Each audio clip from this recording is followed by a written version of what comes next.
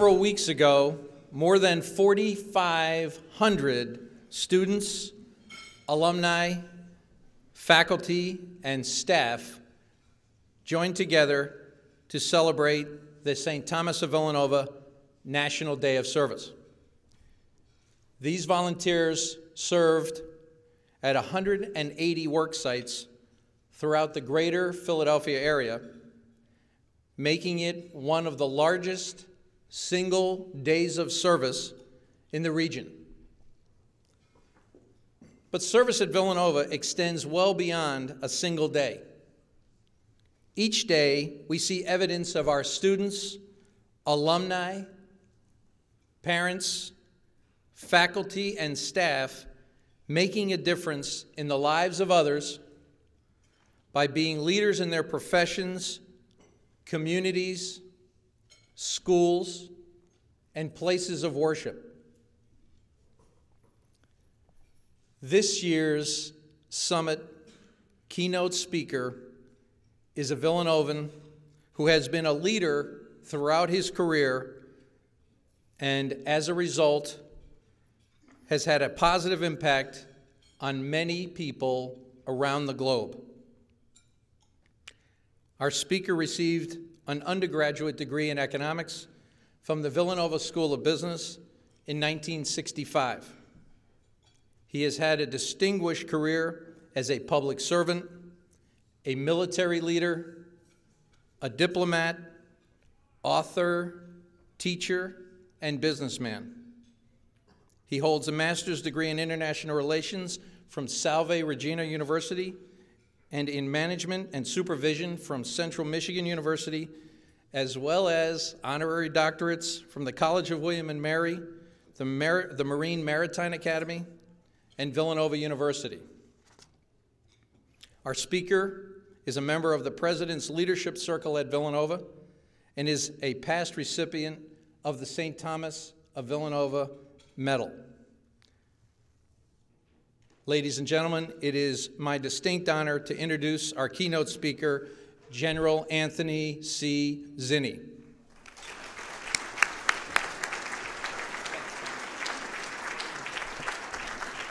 Thank you. And thank all of you for coming to the Leadership Summit, and certainly for the invitation, Father Peter, and Bob for the wonderful introduction. They start to sound like eulogies at this stage of life. You know, I'm sort of looking for someone that I can put in my will. As you're up there right now, Bob. I'm really enthusiastic about the subject of this year's summit, globalization, and I want to tell you why. I've retired now from the military, been retired for 10 years. And my last 10 years in wearing the uniform, 20 years ago now, I began to feel strongly that we were living in a world that was changing dramatically. In 1990, exactly 20 years ago, I was in the European Command, and I was there when the wall came down. And it was such a traumatic experience because no one expected it. The Soviet Union, communism collapsed almost suddenly. We were not prepared for it in Europe in a military context, but it struck me that when we were talking peace dividends and a new world order, if you remember both Gorbachev and President Bush the elder, that never materialized. And I saw in that last 10 years of military service, and then the 10 years since in business, academia, and other endeavors, doing some diplomatic work, peace mediation, that this was not a new world order, it was a new world disorder. And I felt so strongly about it about 4 years ago. I wrote a book called The Battle for Peace, and it was about this changing, more complex, complicated world. And I tried to find out the reasons for these. Some are pretty obvious. Obviously, when the Soviet Union collapsed, we had a reordering of the power structure in the world. People talk now about the BRIC, Brazil, a resurgent Russia, India, China, new power bases around the world, much more diffused and not centralized or bipolar. Obviously, globalization, the topic for our summit today, the rise of globalization since then, another factor. The rise of information technology and what it's meant has changed the world drastically. The mass migrations that have come about lately have changed identities, in some ways perceived as threats, but has certainly changed the way we do business. And I attributed about 10 or 12 factors, wrote the book, and put it out there. This is a very changed world, very, very dynamic, very different, very difficult to grasp. When I was on the book tour for that, I kept getting the same kinds of questions and comments related to leadership. If they were appreciative of the fact that the world had changed greatly, that it was more complex and complicated. But where are our leaders? That was the question. Why can't we lead effectively in this? And it bothered me that what I was hearing, at least anecdotally in that book tour, was this feeling or sense that we had a leadership crisis. Several years ago, I was asked to teach a course on leadership at Duke, at the Sanford Center for Leadership. And at the same time, the publisher I worked with was trying to press me to write a leadership book. So these kinds of things were coming together, and I was thinking about what kind of book to write. And I figured if I was going to teach this course, writing the book would be something like what I wanted to teach in that course to my undergraduate students, all seniors at the time, from all different departments of the university, taking this leadership course as an elective. And I went out and grabbed a bunch of leadership books, decided to read them, and I found they broke down into 3 types of books, none of which really appealed to me. One was, the great celebrity book. These are my 7 C's to successful leadership, and of course that does nothing for you. You read the 7 C's and what does it mean? The next type of book was the motivational book. It could fire you up, make you feel good for 15 minutes, and then what does it mean when you got to go back to work and figure out how to use it? And the third type of book, and please forgive me for saying this here, was the textbook, was the professor. And 3 pages later, you're zonked out and looking for something else to do.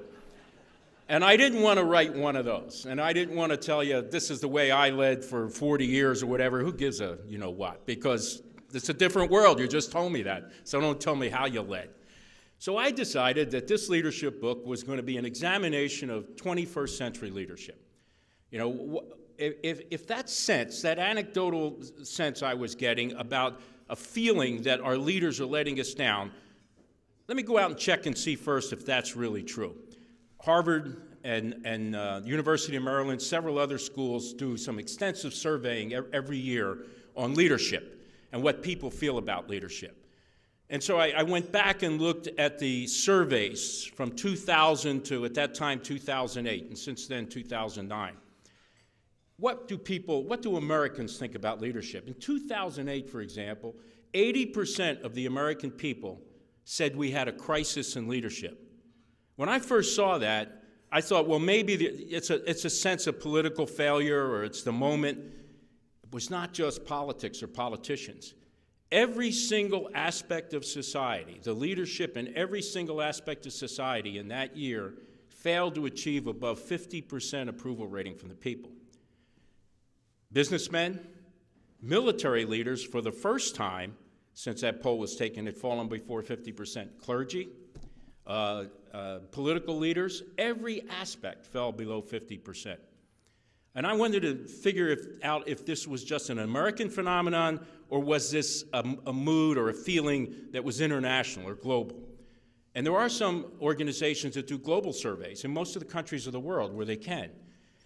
And in that same year, not one head of state achieved above a 50% approval rating. And since then, and I followed it up since then because I used that as a beginning or basis of the book, A Leadership Crisis, and I followed those statistics ever since. Obviously, the 2009, the latest, obviously 2010 hasn't come out. It didn't get any better. A little bit better, but not much. I would venture to say 2010 may even be worse. So there is a leadership crisis, at least it's perceived. And why? Well, the first sense I had is that this confused, very different world, we have not adjusted as leaders to this world very differently. I can tell you in the profession of arms and the way we handle conflict now, we still think and talk like we did in World War II or World War I. We still think in conventional terms. We still talk about victory, and we still talk about a model that has since gone way past its utility and is obsolete. I can say the same thing in the business world. I'm the chairman of the board of BAE Systems, and I'm on several other boards of directors. And I've been involved in companies that do international business. I actually consult on doing business internationally. And I can tell you the business world, the same thing. The old models are failing for a number of reasons, and I'm going to describe why I think that's the case in a minute. And so we have old models. We didn't adapt. We didn't see the third reordering of the last century hitting us or coming about or changing. And we didn't understand what we had to do to operate in that. In other words, the first problem is we don't understand the realities of the environment and the world we live in. And I don't care what field you're in, your world has changed.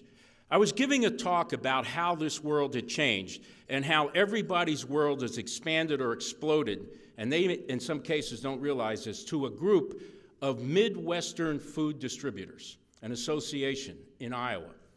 And afterwards, I had a man come up to me and he said, you know, you really hit home with that. He said, I inherited a business from my father, who inherited it from my grandfather, food distribution business. He said, when I started into this business, you could draw a circle around 3 states in the Midwest. That was my world. My suppliers, my distribution system, my customers were all there. He said, now I get exotic foods from all over the world. I have customers that are global. If you go online to my website and place an order, that website's managed out of Bangalore in India. Guy says his name's Sammy, it's really Sanjay. And he's taking the orders and writing them out. He says, it exploded. I'm worrying about a drought in some remote part of the world. I'm worried about a political instability in part of the world where I have customers, food producers. And he said, I'm trying to come to grips with this.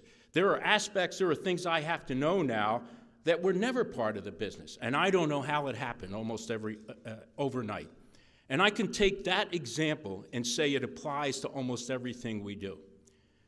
I wanted to, when I wrote the book, figure out who's succeeding in every field. Why do we have a Richard Branson that gets it maybe in the airline industry when most business models in that particular industry are not good, or the automobile industry or other areas? Who's succeeding and why? And who's failing and why? And I came to several conclusions that I wrote about in the book. First of all, I looked at these leaders that do well and figured out what do they do differently. You find that they have grown differently. Leader development programs that they've been through emphasize more self-awareness, more of a need to have a broadened education. I said I consult with people that want to do business internationally, and I take CEOs and others to parts of the world where they want to begin doing business, the Middle East, South Central America, Far East, Africa, and I tell them how you have to do business here. And usually the thing they don't get, they walk in and they say, I know my business, and I'm going to go there and talk about business. And I said, you will not begin to talk about business for the first 30 minutes to an hour, because they're going to see how much you know in terms of the geopolitical situation in the world and everything else, all kinds of, if you don't prove you're a Renaissance man or woman, you won't begin to deal with these people. They want to see someone who is not what we call in the business world a tall, thin person, that grows up in one aspect, like an engineer, for example, that has a lot of leadership potential, that gets to the top. We see the potential that he or she can run the business, and you suddenly find out they don't have the breadth of experience or education. The leaders that get it today, on the way up, have stretched out laterally, not just vertically in who and what they are. I went to Iraq about a year and a half ago at the request of General Odierno and Ambassador Crocker at the time, and they wanted an assessment. They wanted an outside set of eyes to look at what was going on. And it began every morning where I would sit with General Odierno in his operational headquarters, his command post, and he would get his morning briefings. And I told him about the 4th day in, I said, Ray, if I closed my eyes, I wouldn't know I was in a military command post. He said, what do you mean? I said, listen to what you're briefing. They would brief the status of the date palm harvest and the provision of pesticides to keep the harvest a successful one. The opening of recreational swimming pools. They had a cell that did mediation work, bringing the tribes together to help them solve their problems and their differences. They had an energy fusion cell that worked the electricity grid to try to improve the kilowatt hours. These are men and women in desert camis. These aren't electricians or somebody from USAID and other places. So I said, Ray, I wrote down 54 things in 4 days that you do that weren't part of my military education. I said, do you shoot anybody or break anything here, you know? And he laughed and he said, you know, how this all began? He said when General Petraeus came here, right after the surge, he understood what we had to do in a security sense. They knew the tactics, the way to employ the additional troops, and they were very innovative in what they did, a number of things, and they started putting Iraqi units with the American and coalition units down at the small unit level, stayed in the neighborhoods overnight. But he said as he went around, he realized security was not enough. There had to be a sense of return to normal. You had to give a sense of the people that things were going to be okay, that their life could be getting back to normal. He didn't see it being done anywhere else. And so here's a military man, trained in military matters to do military things. He knows his responsibility is the security aspect of stability and reconstruction out there. But where are the other things going on? The social programs, the economic programs, the political programs to restructure this organization or this country and nation. And when nobody else was doing it, he decided he would do it. And it carried over. And so Ray Odierno was doing the same thing. And his soldiers were doing the same thing. You know, so you can see that somebody realizes I've got to be more than just the keeper of the keys in one aspect of what I do. And almost every aspect of life, I can give you business examples, I can give you other examples where this need now has changed. And so you see in these leaders a much deeper sense of curiosity, interest. They want to understand the world in its entirety. They are systems thinkers. They see one aspect of what they're in charge of or what they lead in as a part of something larger. But they understand in a holistic way the entire piece. They are great critical thinkers. They can analyze. They can break things down in their parts and then reconstruct them and synthesize them in a way that are useful for what they need, be it a problem, an issue, a challenge that they face, an opportunity that presents itself. Their thinking is different. They're creative. They think outside the box. They're not bound up. They're not in a lane that they can't get out of. In companies like ours, we certainly see the need to encourage that and develop it. If I see a young leader in the company that has potential, we have a leader development program that's progressive. It goes through 3 stages as long as they're with the company. And at certain ones of those stages, we take them out of their primary area of responsibility. If we're going to eventually develop them into someone that could potentially lead this company or lead a major part of it, I'm going to give them a year in marketing, a year in finance, a year in some other aspect, just like we do in the military, and the need to rotate around and gain more experience and broaden it out. These leaders also understand we lead a much more diverse workforce. And if you don't believe me, just look around. I mean, when I look out and down the passageway where I work in my company, I see greater diversity in 2 respects. One, in what you might think when I say that, in terms of ethnicity or race or gender. It's a much more diverse field. And we appreciate what the richness that brings to the organization. Secondly, you see a vertical diversity. What's a vertical diversity? I'm 67 years old. I'm still in the workforce. You know, I have had chairs at 9 universities. I've seen these generations coming out. There are 6 generations in the workforce today. And every one of those generations has a name. I'm the silent generation. People laugh when I say that. Well, I'm the silent generation. I'm not even a baby boomer. They came after me, you know. And then from baby boomers to Gen X to Gen Y to the millennial generation, they're all different. And you have to now understand how to lead diversity. One size does not fit all. Everybody's a story, everybody's important. The richness of that diversity is key. How do you mine it, tap into it, relate to it? Successful leaders get that.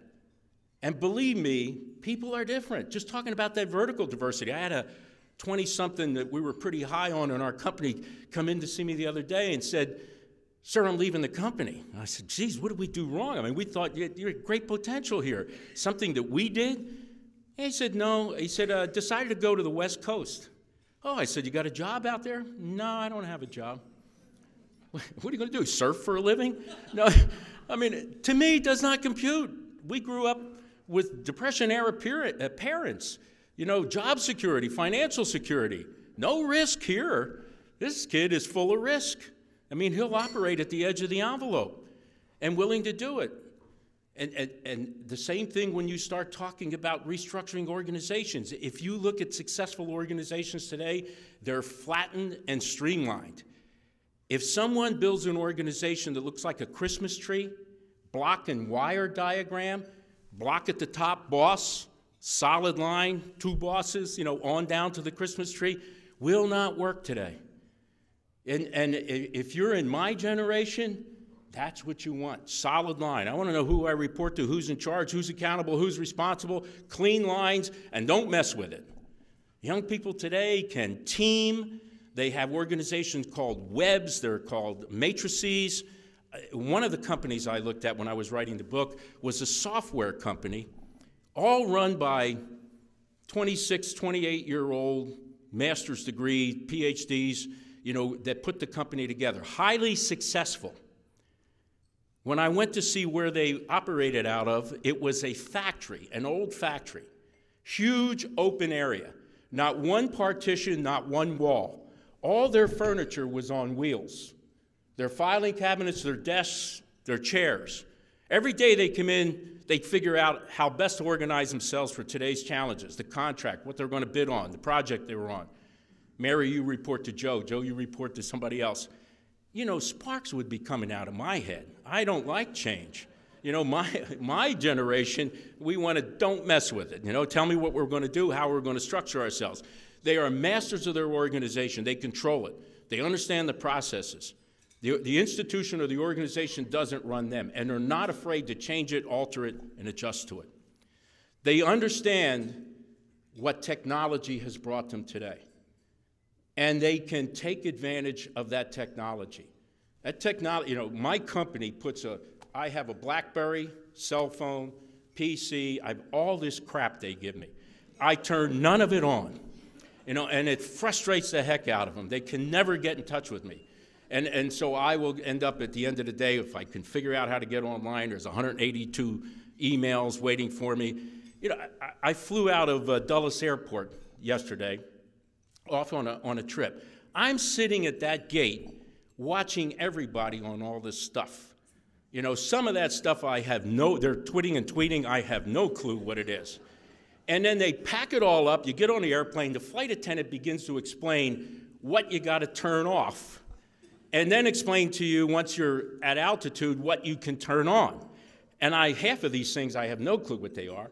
When you land, everybody opens this stuff up, and I'm sure more people knew our flight landed than knew Pearl Harbor was attacked the next day.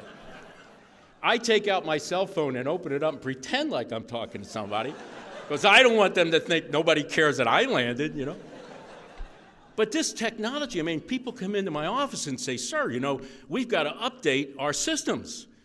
We do? Yeah. And it's going to cost you $20 million. What? We just did this 3 years ago. That's old news. That stuff is obsolete. And now what we've created, what's part of the problem, is we have generations that do two things and two things only. They receive information and they communicate. And guess what? Nothing goes on in between, called thinking, processing. If you don't believe me, if you got teenage kids or grandkids, watch them. They tweet and twit and communicate all the time. And they receive a ton of information. They put out 2 tons of information. Problem is, what goes on in between? Which is another thing you see about successful leaders and you see in failures. Lack of strategic thinking. Where are the George Marshalls of the world today? Does the leadership have a future orientation? Can they tell you where the organization or the institution is going to be 3, 5, 10 years from now? A clear vision, a clear method to get there. Know how to allocate the resources, set the goals, set the objectives, put the programs into play, leading towards something, and monitoring it effectively on the way, looking at the challenges and the opportunities and how to deal with it. Almost every leader today that's successful has weathered a crisis or significant change, has the same impact. They know how to get through it. They have experience, probably made their bones and proved themselves in a crisis. And I do some consulting work and actually just did one talk on crisis management to an organization that was interested in learning how to manage it, and just come out of one. And the rules are simple, they're the same 15 rules that we probably could give anybody, and they will be violated every time. And you could use classic examples, BP. You know, Mo, Larry, and Curly, the three automobile executives that showed up in front of Congress. I mean, you know, they don't know how to communicate. They don't know how to build a plan effectively. They don't know how to get it all out there. They don't know how to be honest and look at reality. They want to be snowed, and if you want to suck up to the boss, you're going to tell him what you think he wants to hear. And they don't understand the culture or the environment they're operating in. And there are classic examples of that. And thank God for BP. It's given me the latest one, which everybody can relate to, and how not to do business in that environment. And whether it's crisis or change, same thing. Because the effects are the same in the way you communicate internally or externally. And these leaders today are effective communicators. And not just to the outside world, but to the inside world. You know, in the good old days, you can hang out on the 7th floor in the oak-paneled office. You didn't have to show yourself if you're the boss. Somebody else could do the dirty work. Doesn't happen now. Watch commercials on TV and see how many CEOs now are pitching the company. They're the face of the company. You know, they have to be. Inside and outside. They better show up on the factory floor or on the front lines in some way. They have to be visible, be seen, and be accountable. You know, because you're going to find yourself in front of that Senate committee or whatever. The other thing that I think this institution appreciates more, and certainly instilled in all of us that went here, is it's important now to have a sense of values, a code. You know, if the leadership doesn't have a code of behavior, of moral responsibility, of a sense of ethics, the organization won't. In my leadership classes, this is the hardest class that the students have to come to grips with. Their sense of who am I to sort of set the standard in some of these areas. You know, moral judgment you're asking me to pass on or to set a standard. You're darn right, you're the boss. There has to be a way there has to be a behavior that marks the institution, that the institution stands for. There has to be a personal code of behavior that you personally stand for if you're the leader. And it can't just be posters on the wall. You know, now because of the regulations we face in business and elsewhere, because of what we've done wrong, we need the governance committees on the boards, the ethics committees. And you've got to go down into the bowels of the organization and make sure they live it and breathe it. It's not simply some token acknowledgement of this because you have to respond to it in some way. And now stakeholders want to hear this, not only the board of directors, but the customers. The employees want to stand for something and be part of something. And people today want acknowledgement. They want recognition. They want to be part of something positive.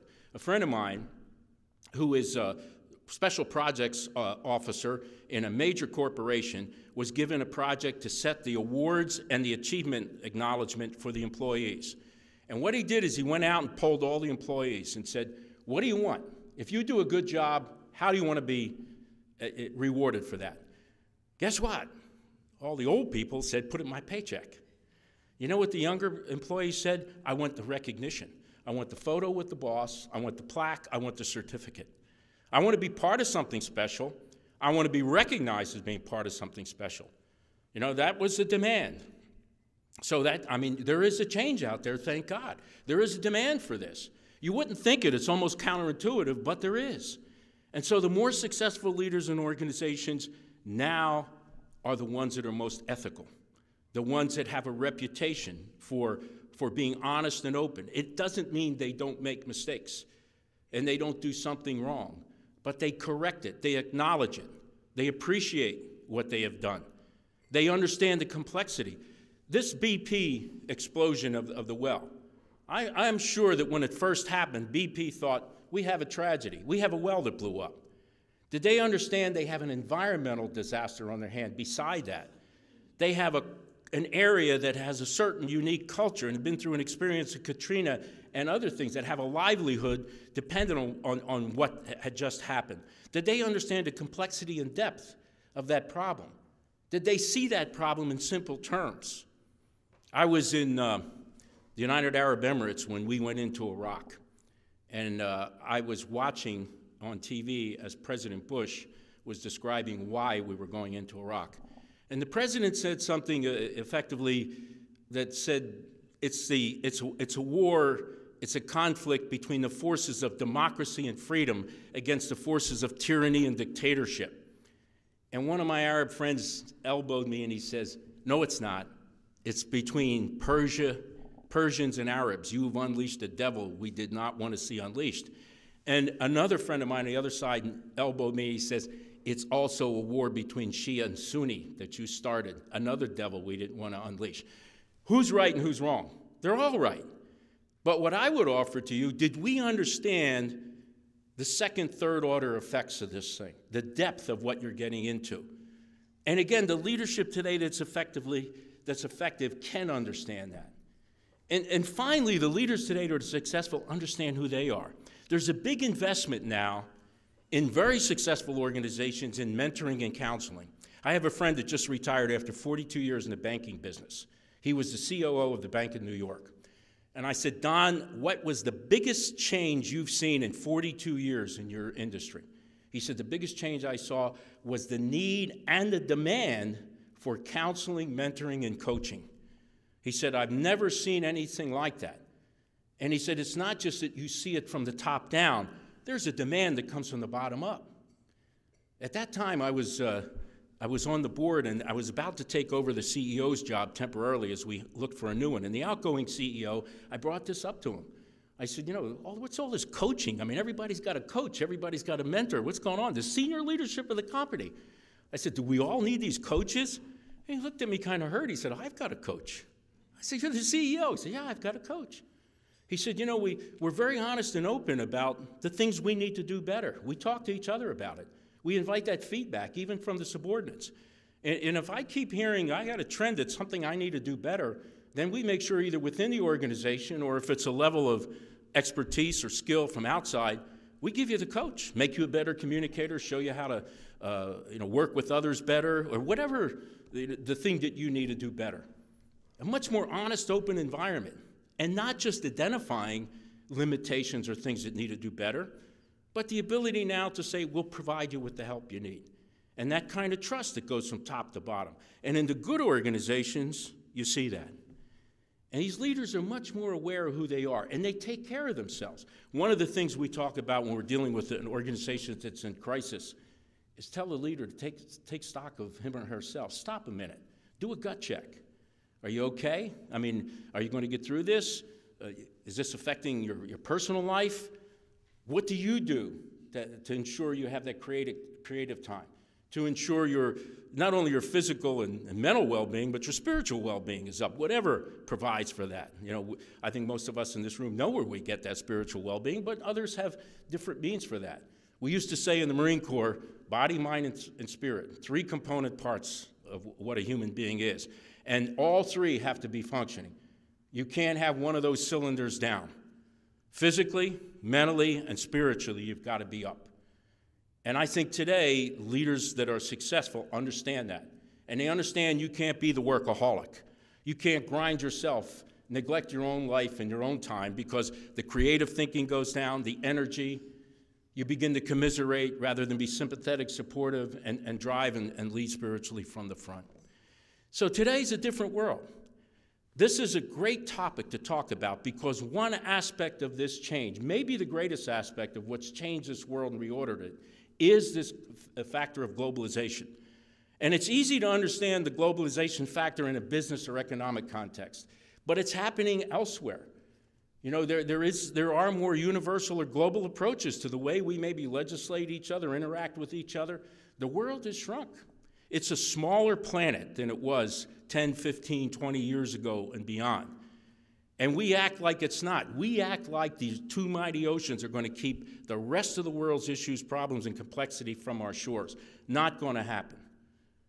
And we're not going to build walls around Canada and Mexico. And we're not going to protect ourselves from the rest of the world. It's become an interdependent world. You have to function in it clearly in an economic sense, but in a political sense, in a social sense, in a security sense, it's going to have to happen too. And maybe the biggest problem is we don't understand how this world changed underneath our feet in the last 20 years. Now, I was told that we want to make this an interactive session for the next 2 days. A give and take, questions and comments, and I'll be glad to take any questions and comments, or certainly use the time now to begin expressing ideas or thoughts to sort of kick this off. thank you again for allowing me to come home, and go Cats.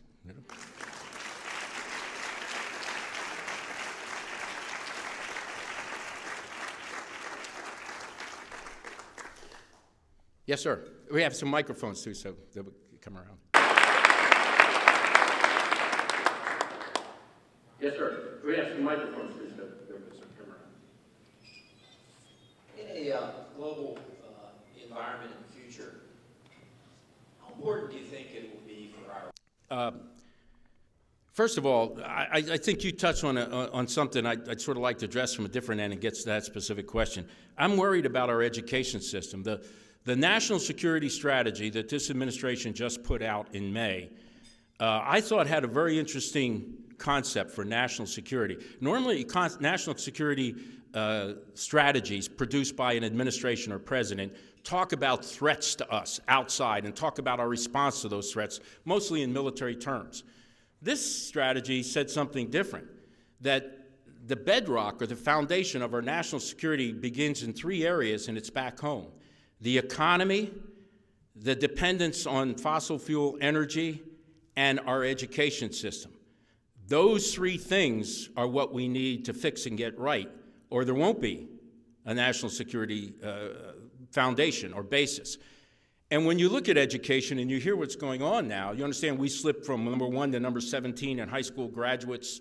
India, for example, has more honor graduates than we have graduates from universities.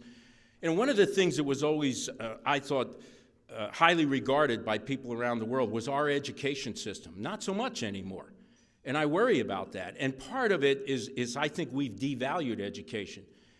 In a globalized world, it is important to take languages on, I think, in the sense that you understand what languages are and what they mean and how different words express concepts that evolve differently in different cultures. For example, in the Arab world, there's no word for strategy in the Arab world. I can give you all the reasons why if you're curious and all. But there are certain words that have different meanings. You can't translate them. So in certain respect, languages, especially if you can master them to the point where you can think in that way, you realize they express something differently. There's not a clear translation, a literal translation. But let me say something that's more important, because we can chase the language du jour. Remember, it was Japanese. You want to succeed, you better speak Japanese. Now, you want to succeed, you better speak Arabic. I'm waiting for Italian, because I got that one down. But, you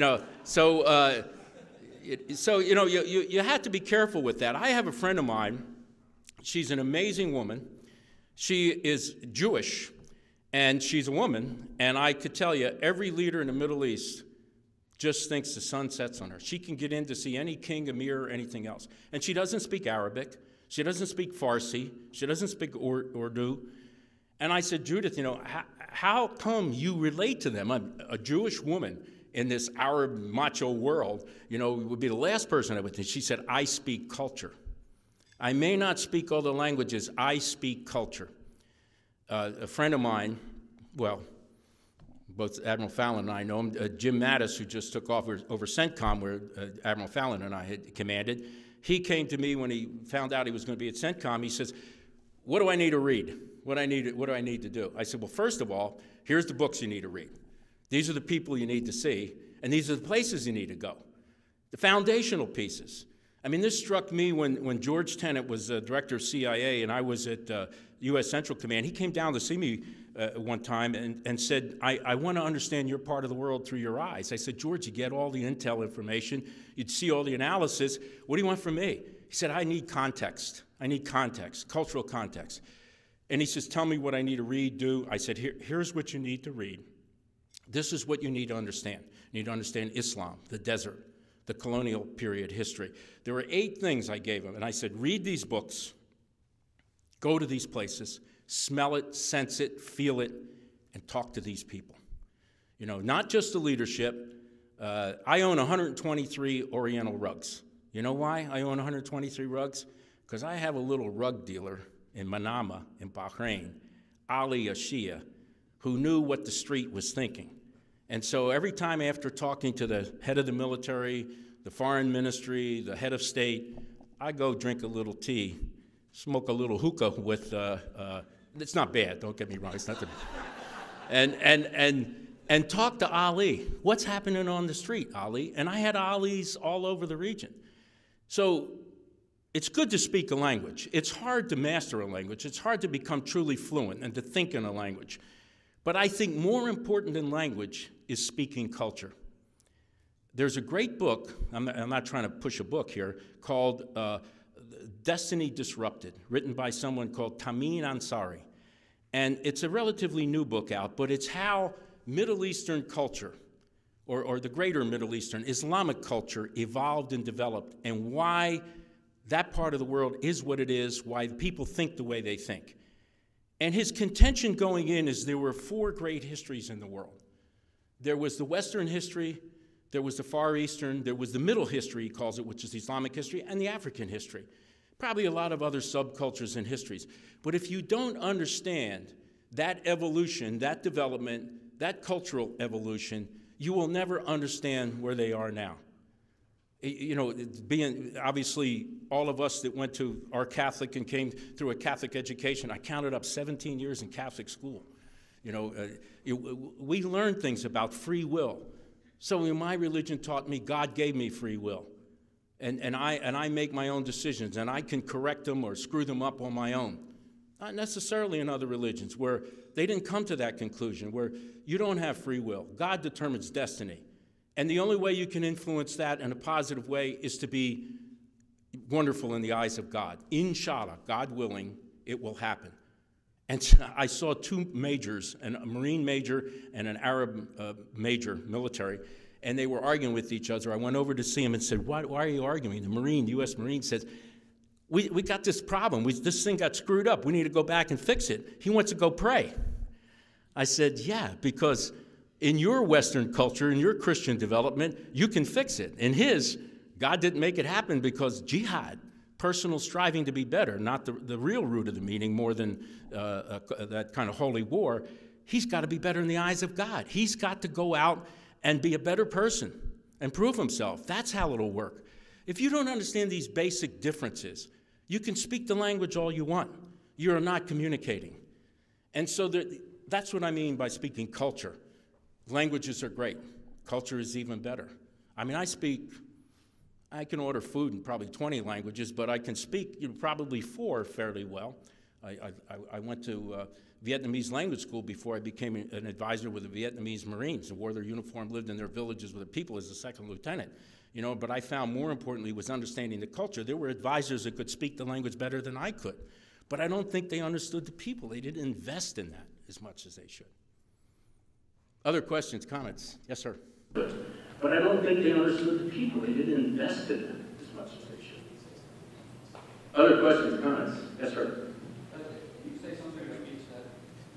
Yeah, you know, think about this. I just went to a conference about a month ago at the Nimitz Foundation in Fredericksburg, Texas, where Admiral Nimitz was born. And the subject of the conference for a week was war termination.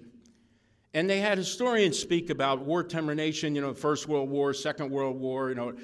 And think about how we used to talk about war termination. Unconditional surrender. Terms for the conclusion of this thing. Even when we weren't even sure we were going to win, we were preparing for those things.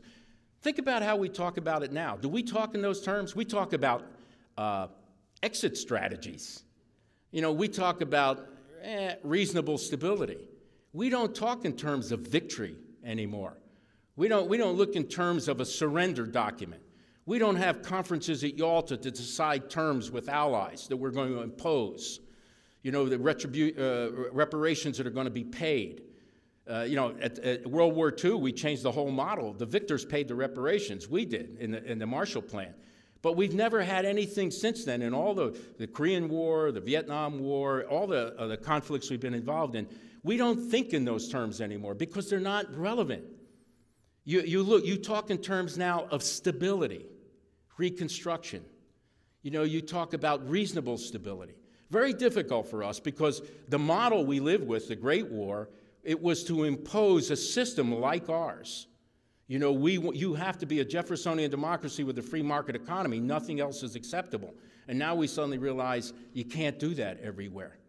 You know, we've had 3 historic approaches to how we interact with the world regarding this. Jefferson and our forefathers said, be the shining city on the hill, be the beacon, be the example. Don't mess around over there. Don't get involved in those entanglements, especially in Europe, but be the example of what humans can do and can create in the sense of their own governance and their institutions. Then the second model became the Crusader. No, let's go out and change the world. You know, let's convert the world.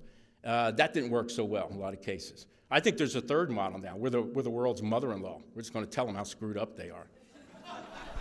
Well, we probably got the right Secretary of State to do that, but it's another issue.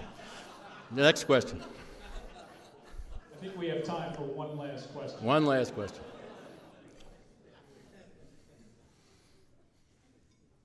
Okay, well, oh, we got one here. Yes, ma'am.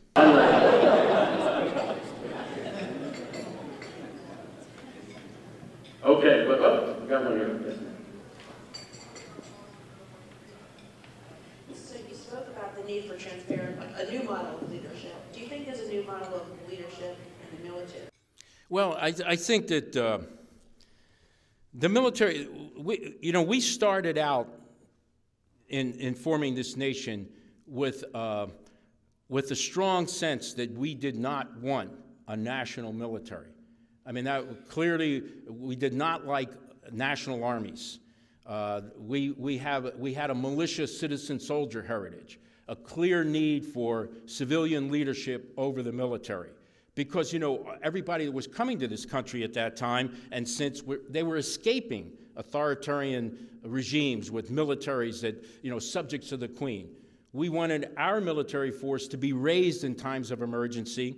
We swear allegiance to the Constitution, not to the king or the president, to a concept, to an ideal. And so in order to ensure that, because we had such a paranoia in the beginning, we laid down a code for military behavior. And part of that code is that the senior leadership has to defer while you are active duty in uniform to that civilian leadership. You cannot be disrespectful. You can offer internally within the existing processes your objections. If you feel strongly enough that you have a criticism, you must take off the uniform and move outside to do it. And that's been, you know, something we've all held to. So in the case of McClellan, MacArthur, McKiernan, McChrystal, there's a Scotch-Irish problem here. No Italians cause this trouble, I can tell you that.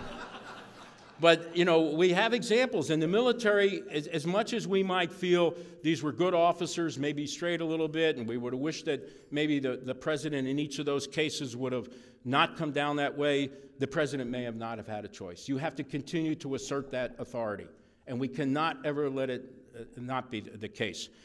But we do have a means within the organization to speak, if it's granted. Sometimes that's curtailed by personalities. You certainly have the ability to then don the uniforms of a citizen and speak out.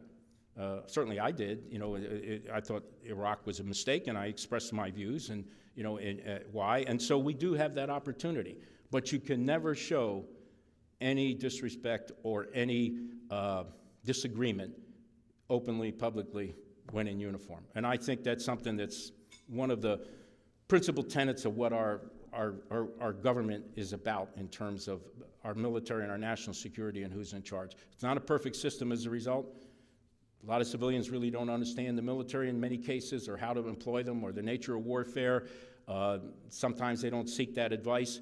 But I think the preservation of the system and our democracy the way it is more important, and we have to adhere to that. Thank you very much. That was spectacular. Oh, spectacular. It was great. General Zinni, on behalf of the Alumni Association and all the participants here today, we'd like to give you this small gift as a token of our appreciation. So thank you very much. It was wonderful. Well, thank you. Thank you.